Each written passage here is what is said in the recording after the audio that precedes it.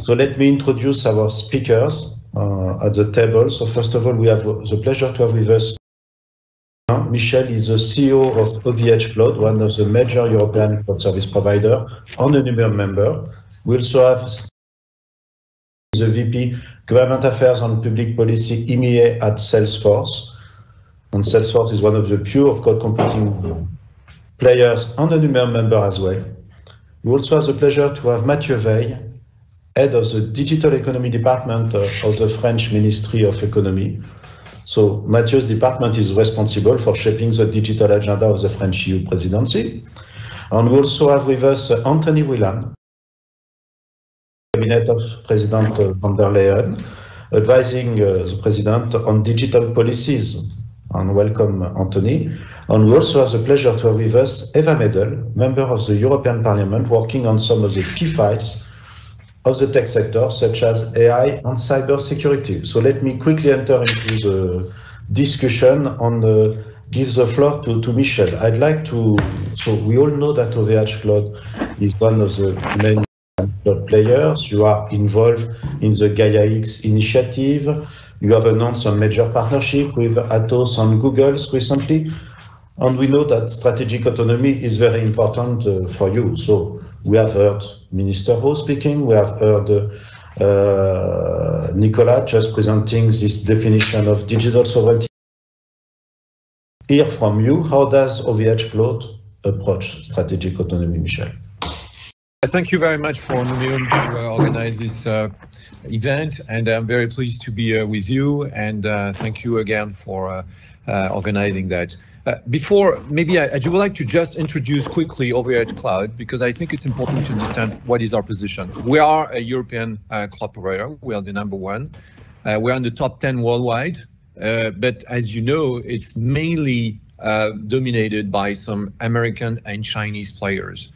And our positioning is to provide open, reversible, transparent cloud.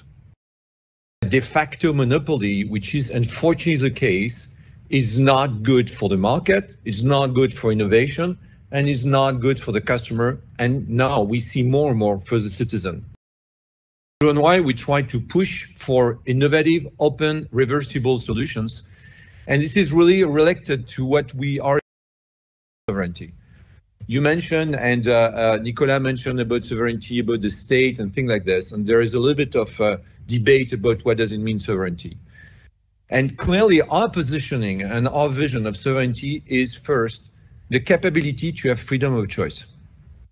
You can be a sovereign as a state, as a company, or even as an individual, if you have the freedom of choice. And we do believe that in the cloud market, why it's critical, because as you mentioned, chipset components are key to maintain the capacity of freedom of choice. But we do believe, as the data is becoming so important in our personal, in our professional life, that the cloud industry is becoming a major asset. It's not only the value added, and we mentioned artificial intelligence or this type of software. No, if we do not, as Europeans, to the moving to the operating system, moving to the cloud, and also to the applications, and I don't say all of the companies, we will not be able to be free, which means that we'll have an open, but we will be excluded from the openness of the market. And it will be a very important for the future of the strategic autonomy of Europe. The cloud is a 500 billion market by 2030. It will be bigger than European market. And that's the reason why we do believe it's absolutely that the Europe can propose alternative solutions. And we want modestly with others, because one of the key elements we do believe is that we need to create ecosystem. We need in the software, in the chipset, everything to be able to propose alternative. And you know that that strategic, we all know that strategic autonomy in the UA priority, but at this stage, this concept is currently facing different approach and different interpretations in the member states. So we are in the middle of the bridge. We are the crossing roads. And we do believe that we should do no compromise on what is data sovereignty and what is data technology. And just briefly rephrase what we do believe that. Data sovereignty is the capability to have really the mandatory compliance with the European laws. We should be very proud of what has been achieved by Europe as the GDPR. GDPR is something which is absolutely critical. And if we look at the vision of the data privacy in China, I really do prefer that we have the GDPR. That's why we do believe that data sovereignty should be, which means should be implemented everything. We should not have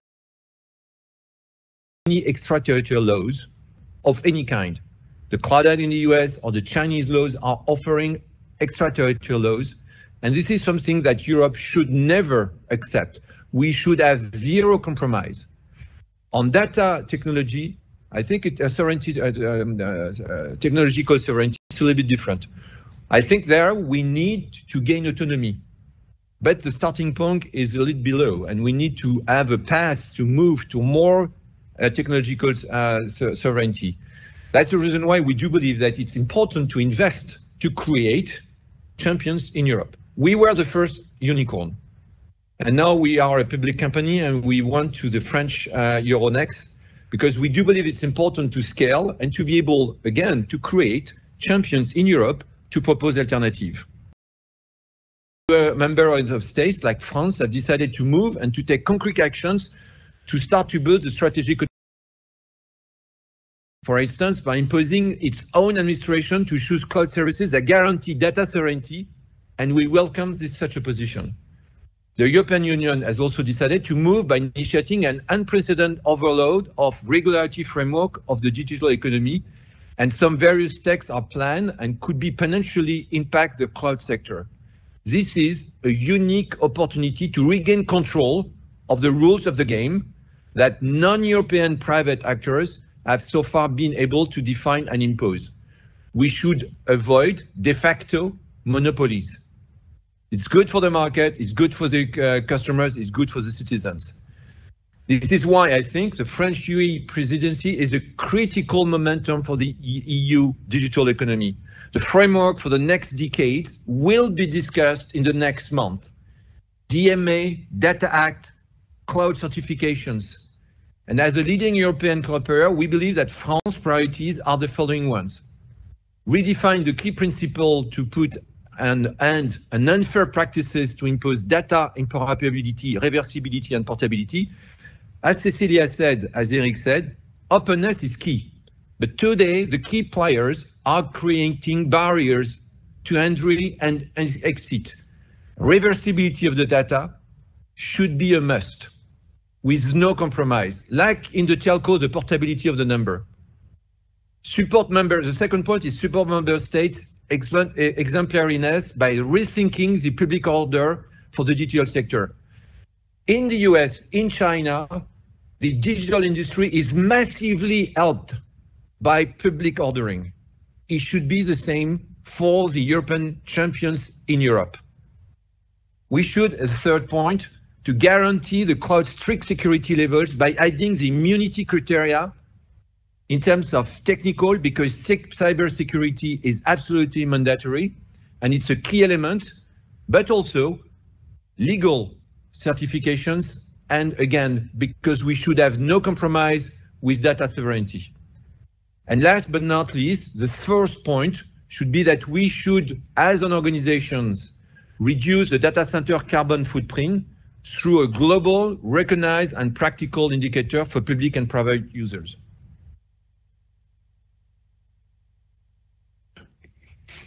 Thank you very much. That was very important to hear you how you are an emblematic European champion. So clear, very clear and straightforward. I think everybody heard you. So and so that will allow certainly the debate with our next speaker. Stephanie, you're the VP of European Affairs for Salesforce, probably the more European of the American company. It's also interesting that in this debate we have two key cloud players, I'm sure that you have a lot to say on this debate. How do you see, as an American company, this debate on strategic autonomy and sovereignty? Floor is yours. Thank you, Thaima, and thank you all for having me today. Start with a brief intro about Salesforce, because we always say cloud,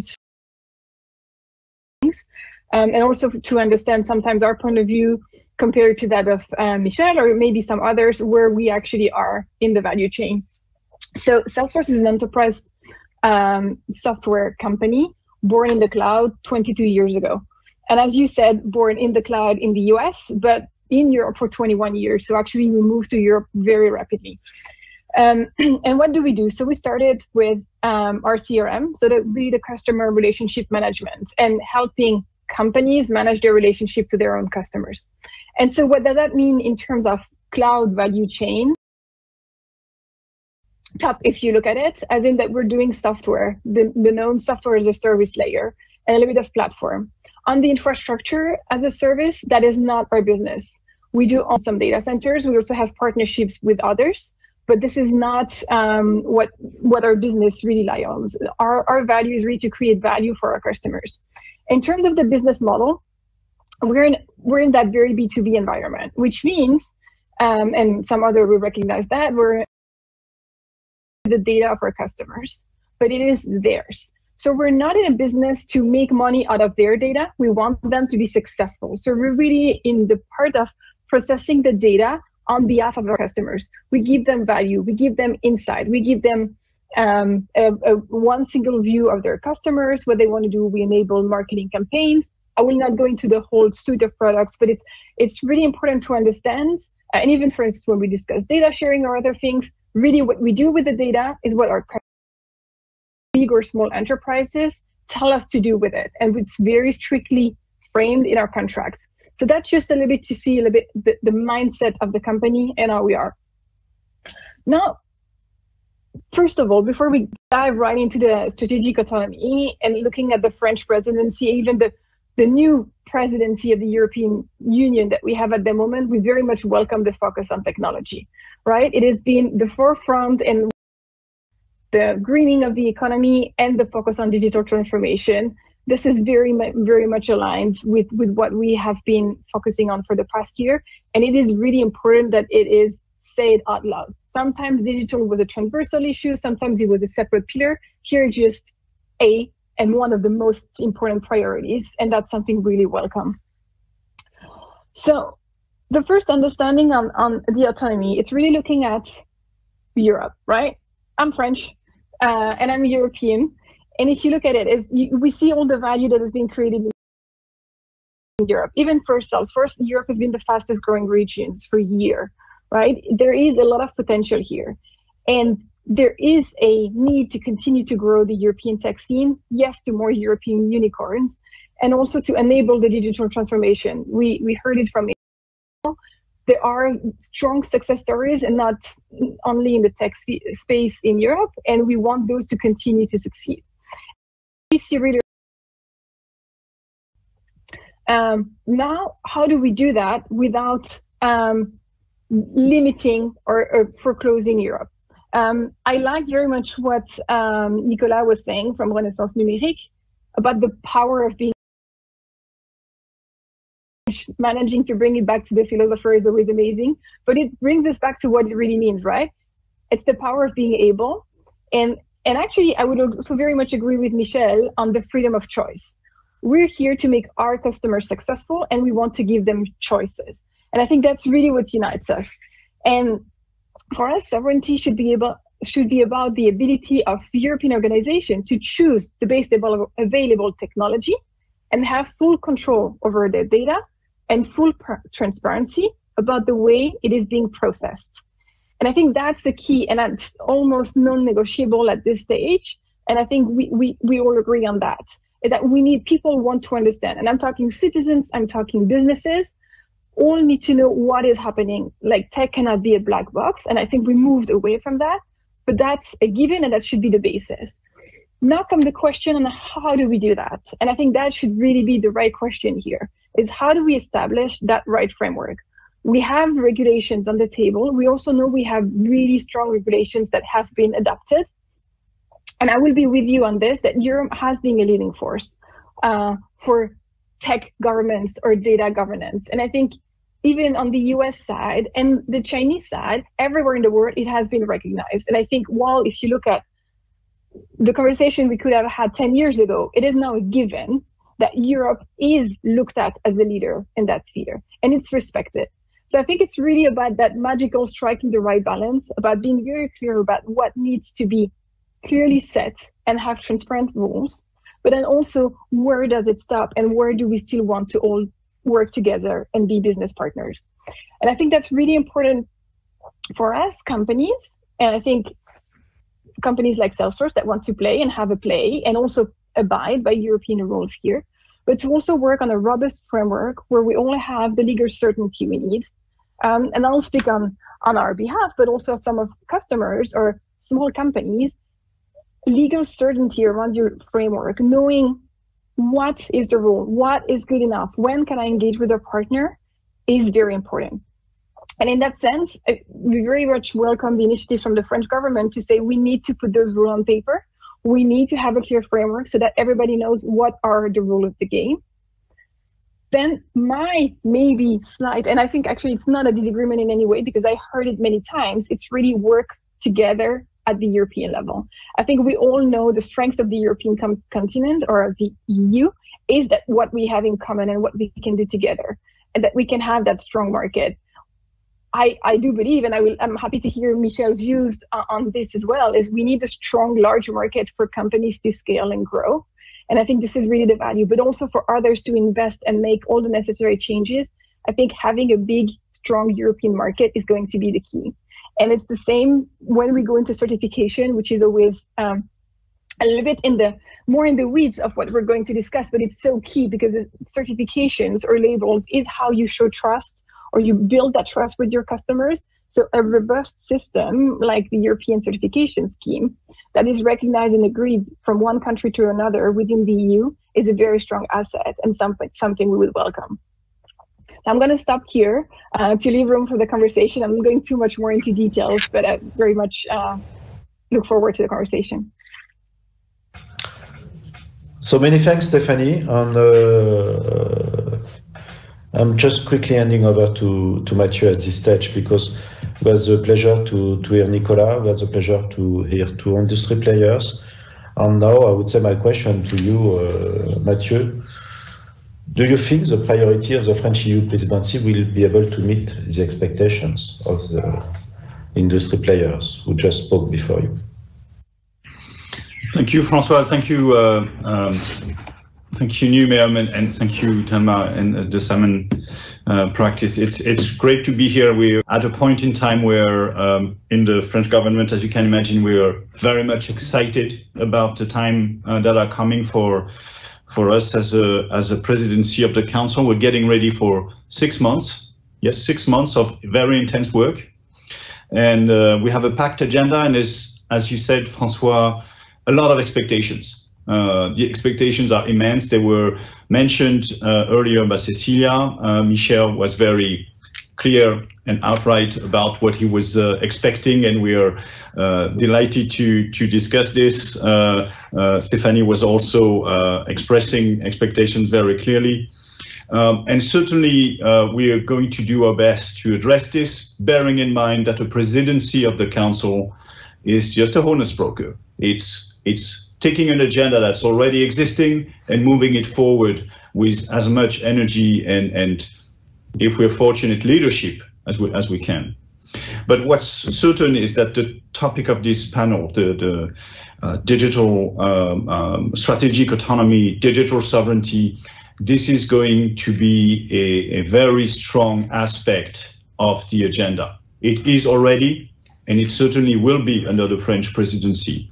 So I want to thank Nicolas and Renaissance Numérique for the very thoughtful and promising contribution. It just gave us an outline, but I'm really looking forward to reading it more in details. And not only because there are French philosophers mentioned, that's always a pleasure, but also because this concept very key in many of the debates recently on the political scene, but also in the regulation scene for us.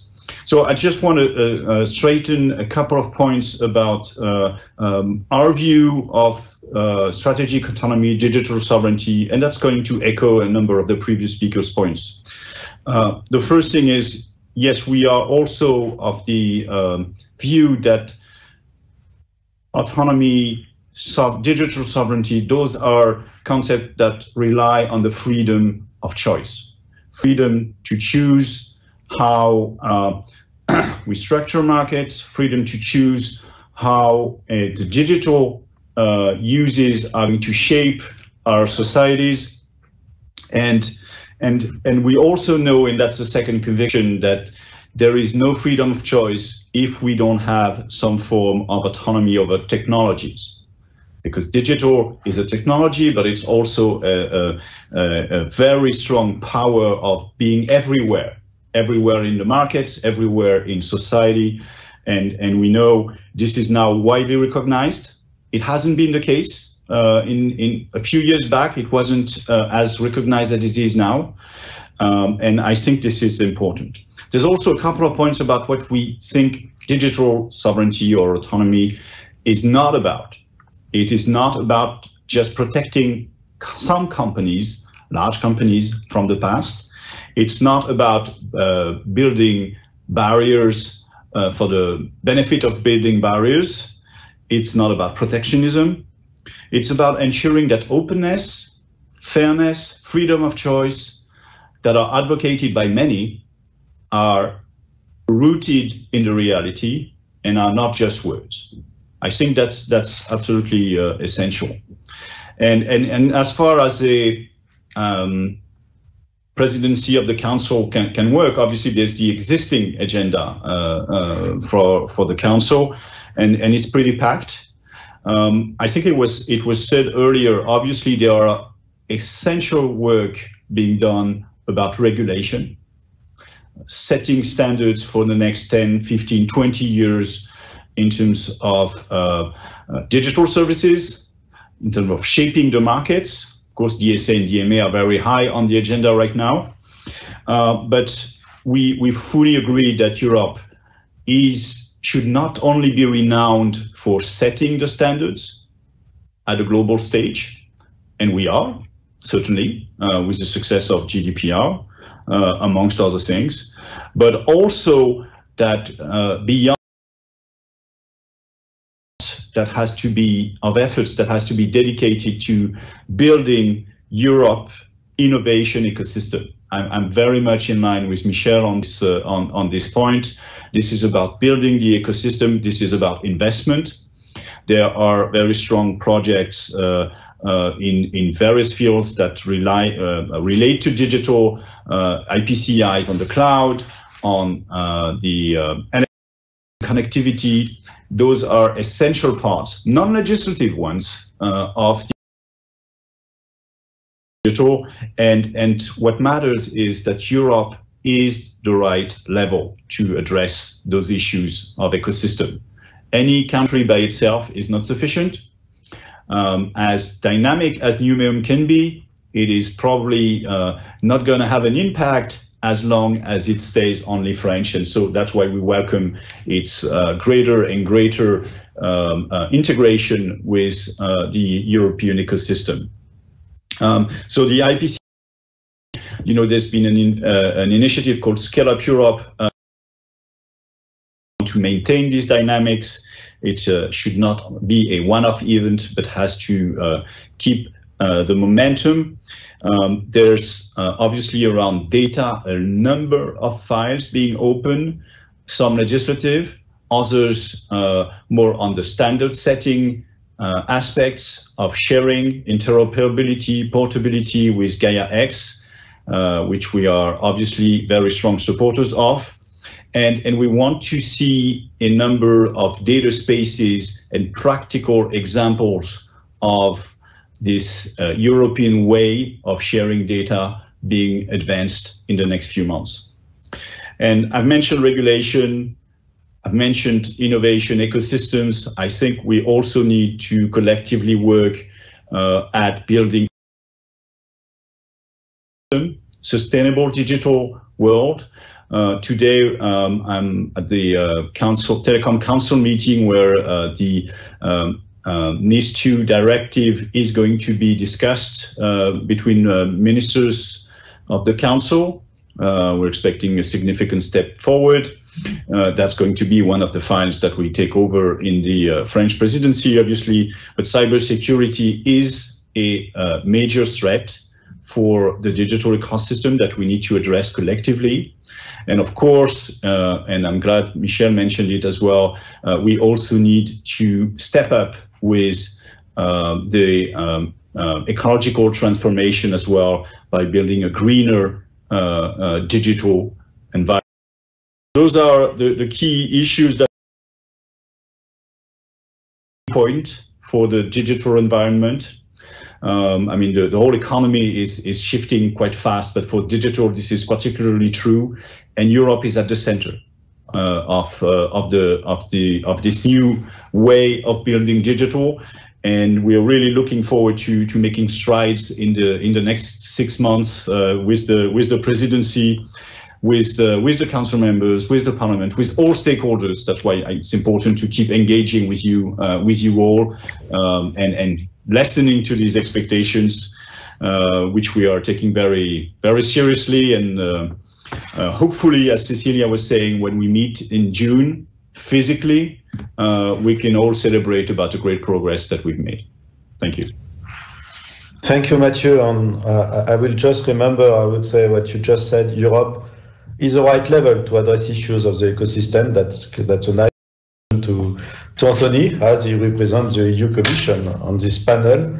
And Anthony, my question to you is, what are the Commission's priority for the digital agenda in order to build strategic autonomy? Thanks, François, and good morning, everyone. Well, in a way, it's all been set out twice in a way, because we, in February 2020, set out the main elements of our agenda for the mandate as regards digital in the Shaping Europe's Digital Future communication. And then, with the benefit of more or less a year's experience, we zeroed in a bit more in March of this year with the Digital Decade, Digital Compass communication, where we articulated a number of specific targets in terms of outputs of our digital work in areas related to people and skills, in relation to infrastructure and capacities, digitization of business, digitization of administration. So I think the agenda is very clear and is, I think, very well rooted in our organizing concept of this morning of perhaps more of technological sovereignty than of open strategic autonomy. I think a useful insight from Nicolas' presentation is that these are related concepts, but not synonyms.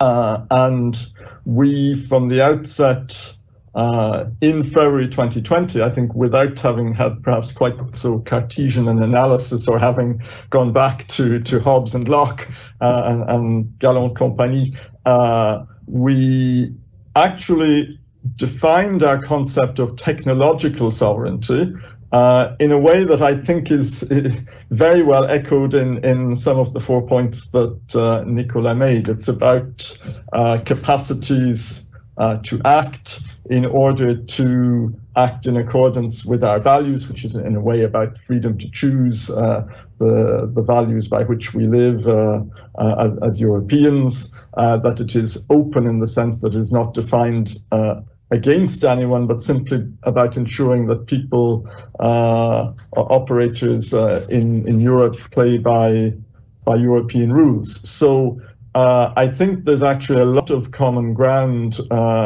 about the starting points at that level. If I might, reaching back to Cecilia's intervention, I agree with Cecilia on very many things.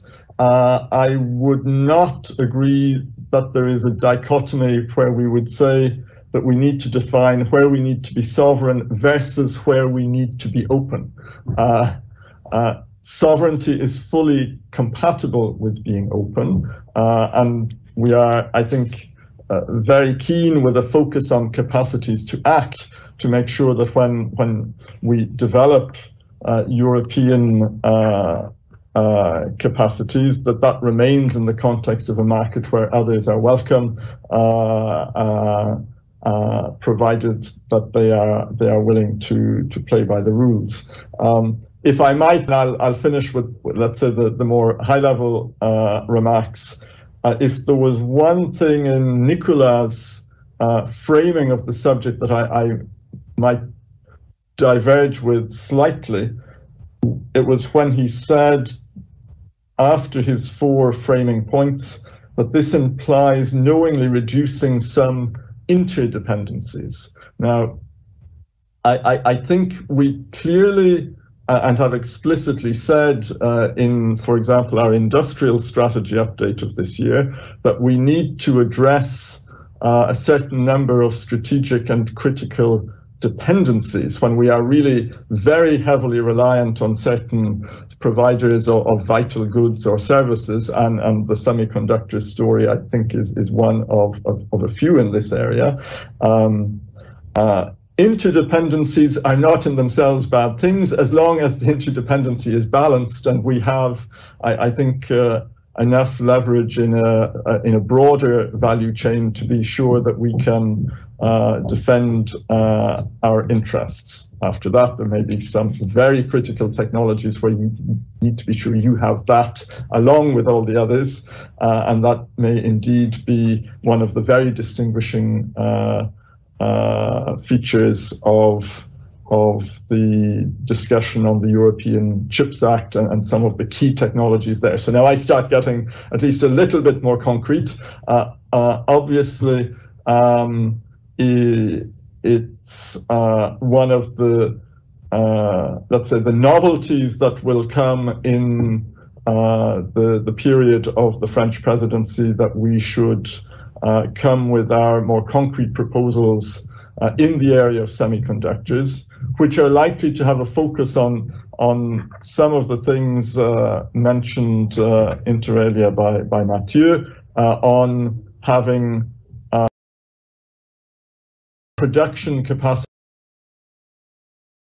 a choke point at the moment, but also about having the innovation ecosystems to be able to have vibrant sectors in Europe that are chip users, including users of the most sustainable cutting-edge chips, because if we want to be leaders in chips, it is not principally in order to then export them to East Asia, although that's also fine, but it is because for a variety of European interests and industries.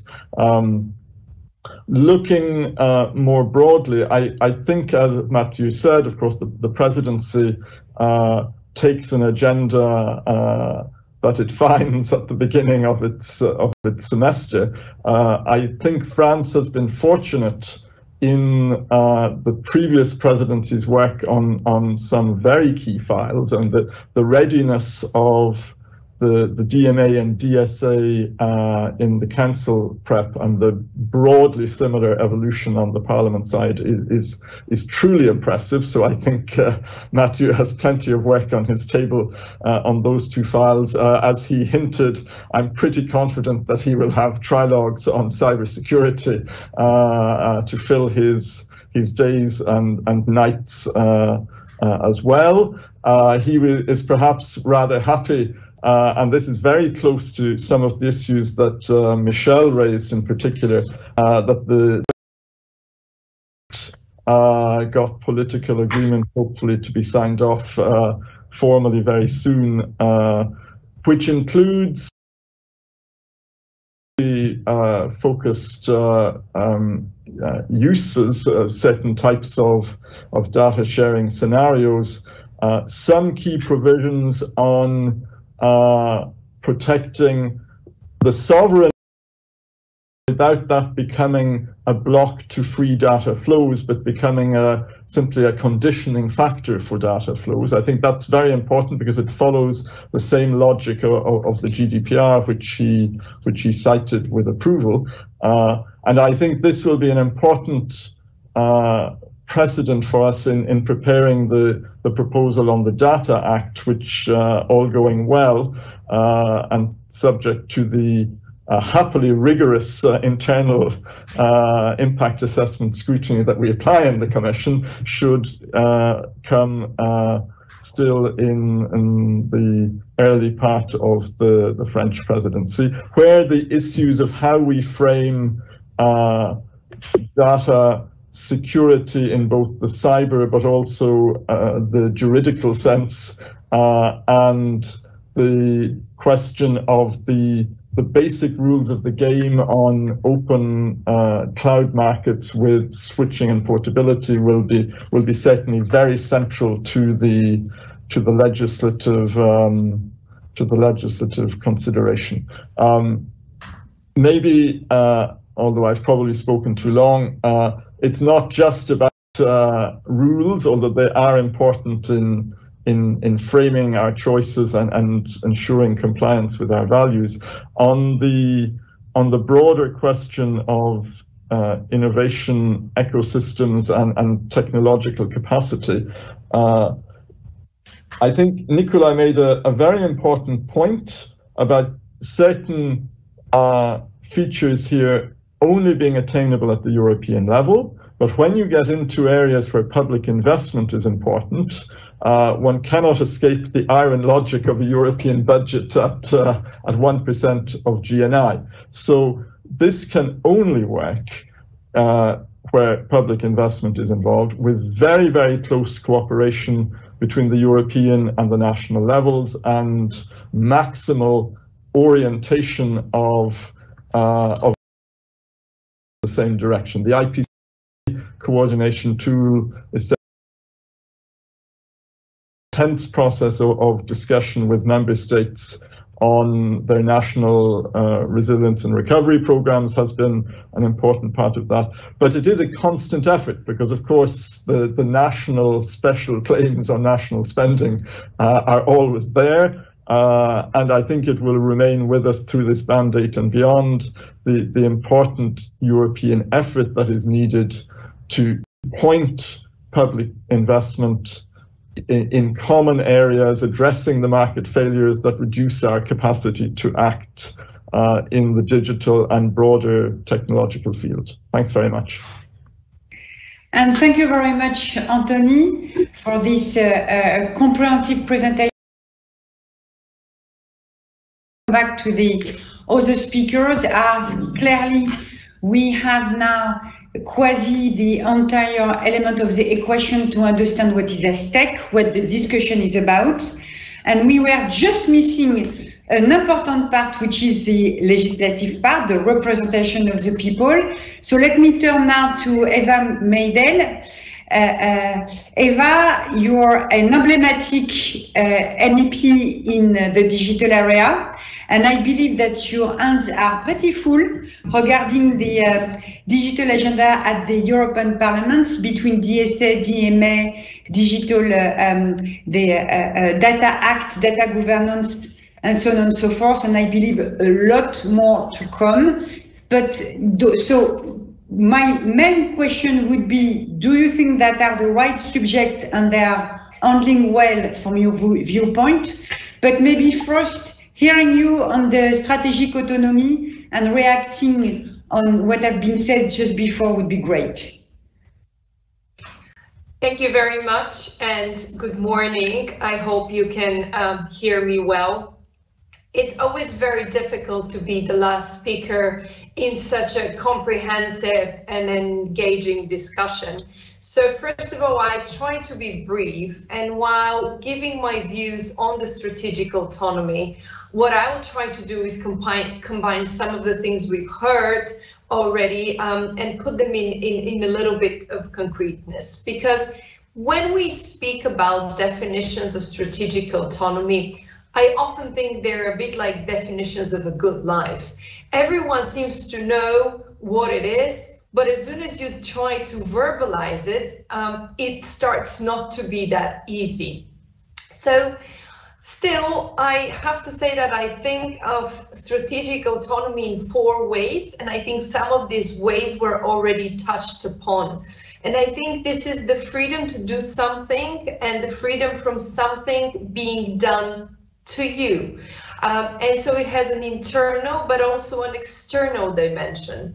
And I will add my take on digital sovereignty for each of these 4 points. So first, I think the freedom to do something inside the EU. Here we need to be quicker. I think data infrastructure open, but is also there is also industry, but it's some sort of a firm organizing hand, and that's why we have some of the files that the previous speakers mentioned. Necessary organizing hand, and that is gaining from the really amazing industrial and commercial data we produce here in Europe. I think we also need a communication infrastructure that can handle the high security, the low latency, and really the huge number of devices. One performance metric of 6G, for example, that I heard recently almost seems unbelievable.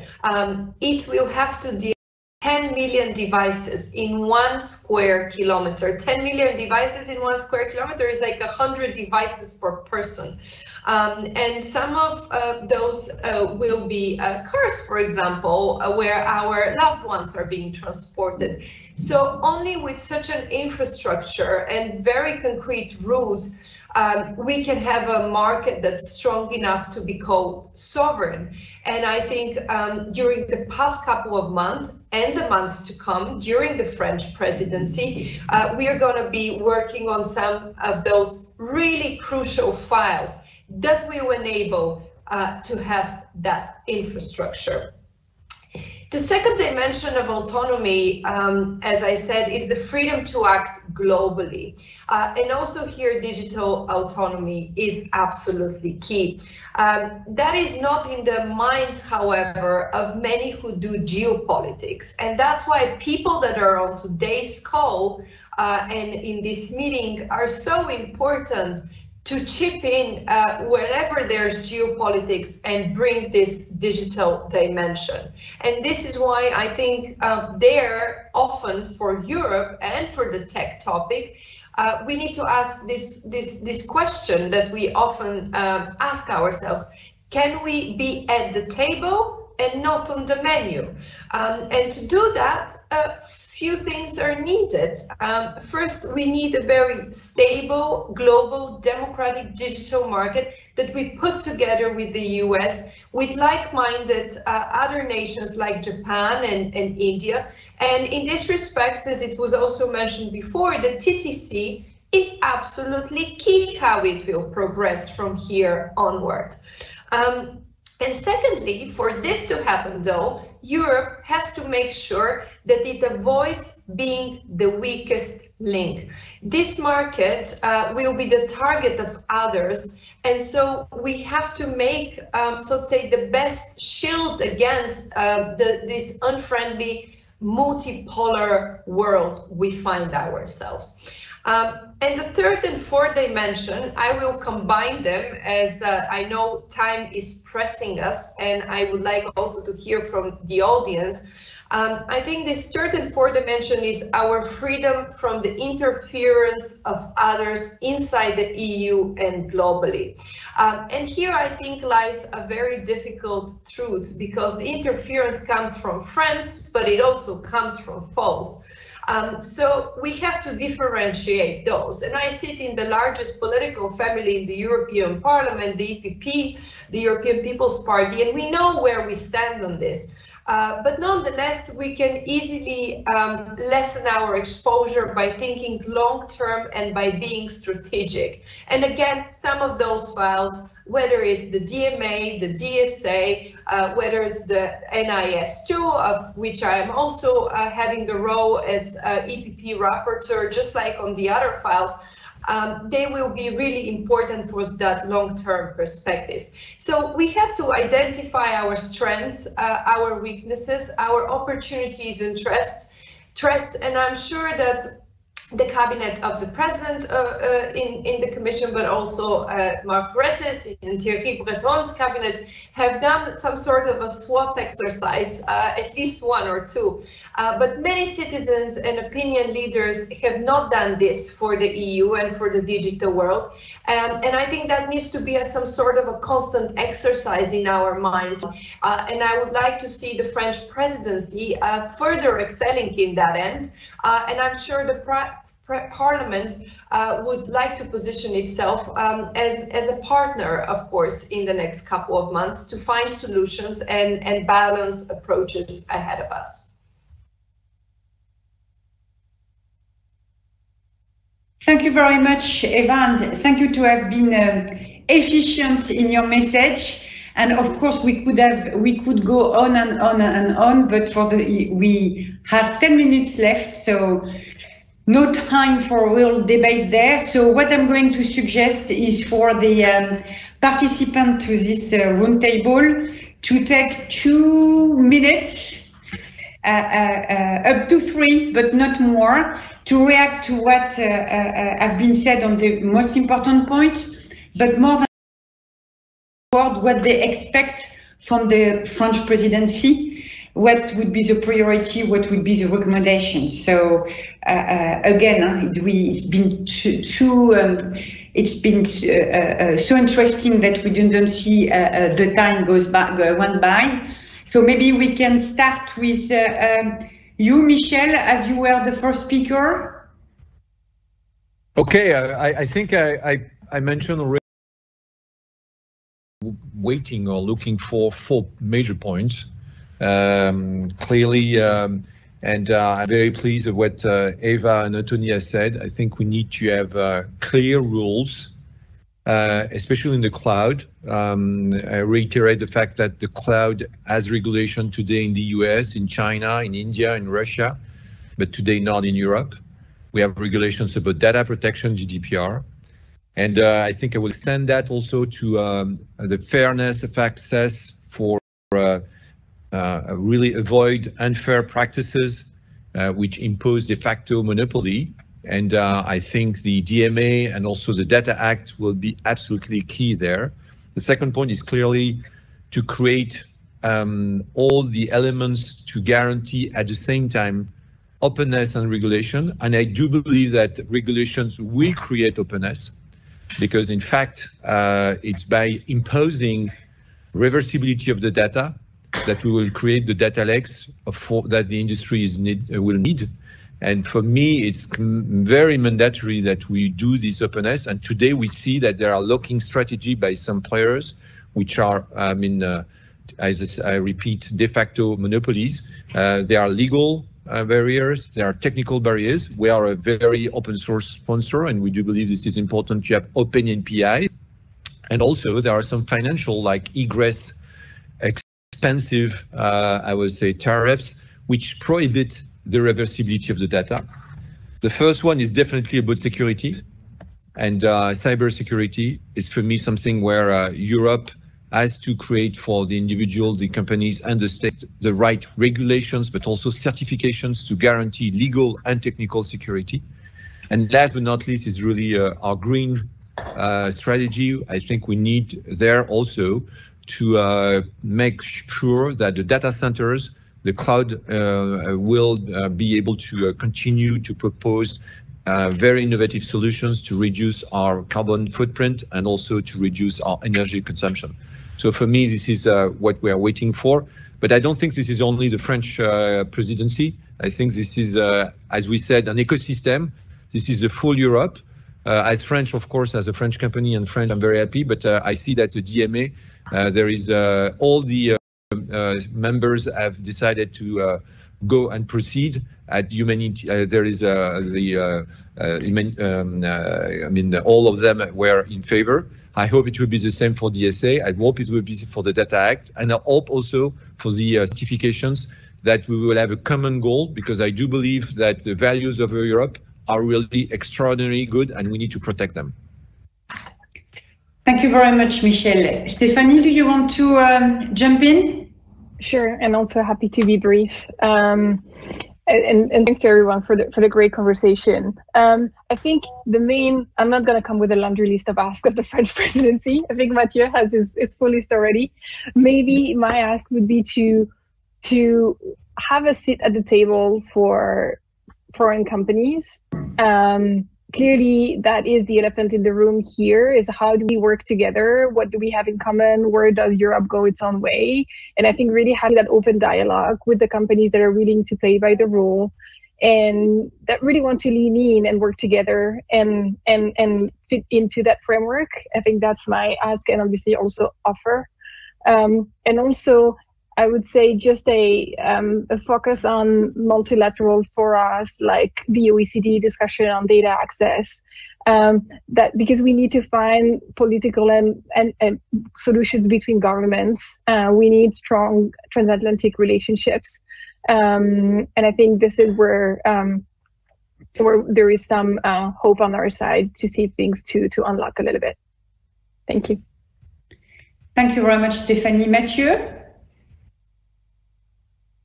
You're on mute. You're on mute.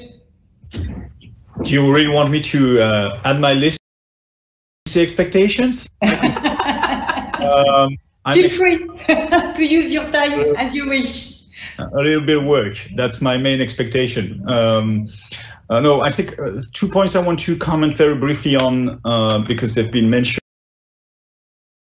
So first, I want to support Anthony when he says we should not oppose these discussions about digital sovereignty with openness. This is, I think, a very critical point. Not much hope of digital sovereignty by being closed in today's world, and especially in digital. So its openness can also be a tool to build greater digital sovereignty, greater autonomy. It's just about being clear. It's not openness as an end. Openness is a mean to the end of being more autonomous, being more sovereign in a way, but also to grow. So I think that's the first thing. It's exactly the same as opposing sustainability and innovation. Both will go hand in hand. It's not either the ecological transformation or the digital transformation. Extremely important when we engage in the three main areas that will be at the agenda for the next 6 months. And once again, this is the French presidency, it could be another, and this agenda is here before us, whether it's French or German or any other country, standard setting rules that are going to create fairness, openness, more responsibility, more responsible digital world for the benefit of everyone. A better innovation ecosystem in Europe, which is certainly the step that we need to make collectively, that is the higher step, and of course sustainability, as was mentioned by Michel. But that's really, I think, the key areas that we need to work on. Thank you very much, Mathieu. Anthony? Thanks. I'll start where I left off on the question of finding the means for the EU and the member state level to collaborate not just on legislative but also on broader policy and investment dimensions. I think for this, one other item on Mathieu's well-filled table is the Digital Decade Policy Programme, because this seeks to create a structured means of having such a cooperation between the two levels in order to progress. So hopefully that one moves forward as well. Second point, we should not just look at the things with digital in the tag. I think there's some very important broader initiatives either happening or on the road that are very important for our digital ambitions. I would mention, for example, the work of the European Innovation Council, because this is really a boost to innovation. We've even just yesterday, I think, leveraged it by cross-reference into our risk capital guidelines for state aid in order that it can be used more broadly. Equally, the actions we will take on standards with a strategy likely in the first quarter will be very important, I think, more generally, but in particular because standards will be so important to compliance with some of our regulation, which is my lead to a reference to the AI Act, which will be critically based on standards in order to be successful and to be implementable easily by businesses. And final point, reacting to Eva, yes, of course, we must do SWOT assessments. There is nothing like a negotiation with a friendly partner, but whose interests are not perfectly aligned, to crystallize those issues. So the TTC has been a wonderful process of sorting out exactly where our offensive defensive interests are, our strengths and weaknesses. The digital partnerships that we will hopefully work on with Indo-Pacific partners will be a similar process, I'm sure, because ultimately open is not a synonym of naive. We must be open because it's good for us, but we must also seek to make sure that others are open as well. My final point is a bon weekend to all, but of course in particular to Mathieu, because it's probably more or less the last one until July. And thank you, everyone. And last but not least, Eva. Thank you very much. I might also end up on a lighter note because this has been one very serious discussion, and it has to be, of course, because the issues at stake are such. But it's very difficult, again, to add anything new. Maybe some of you that know me know that I'm in favor of legislating swiftly, of allocating files swiftly, and I hope that we will see not many delays coming from the European Parliament. I think we lose often unnecessary time in trying to this committee gets certain files, and sometimes it takes up to even 6 months to decide that. So I would like to see less battles in the Parliament of which committee should leave, meaning we need to have more clarity already coming from the Commission on that, and then working precisely on the topic. But to finish on a more light point, because it seems that sleepless nights are only not coming when you're a mom or a dad from your children where they're sick, which happened to me last night. And I know a number of you on this call have complained to me of such nights, so to say, and we've complained to each other. But when my team heard what Anthony Wieland said about the NIS2 negotiations, I think my team quickly went on LinkedIn to check whether there's some more appealing type of job, in case they would have to be accompanying me to this long hours trialogues on the NIS2 directive. So it might be just easier for the French presidency to think that the European Parliament position is good enough on the NIS2 and on the DMA, for example. But I know it's always challenging to reach an agreement. It won't be my first trialogue, so I look forward to really engaging time also with Mathieu Viro and his team on this and other topics, because I believe it's absolutely crucial for any of the targets we've put, whether they're sustainable targets, digital targets, to get this legislation up and running and to make them enforceable, most importantly. And on the way, while European companies and economy, I hope we will not forget to address also the digital divide we still have across regions and across countries, because only then we will be stronger as a continent and not just the seven countries. Thank you, Eva. And it's time for us to conclude, as we are slightly running over time, and I don't want anybody to think that the French are always late. I just want to thank all our speakers today who shared their views and their expectations from the French EU presidencies. I also want 250 participants who connected on this call, and many of them are still there.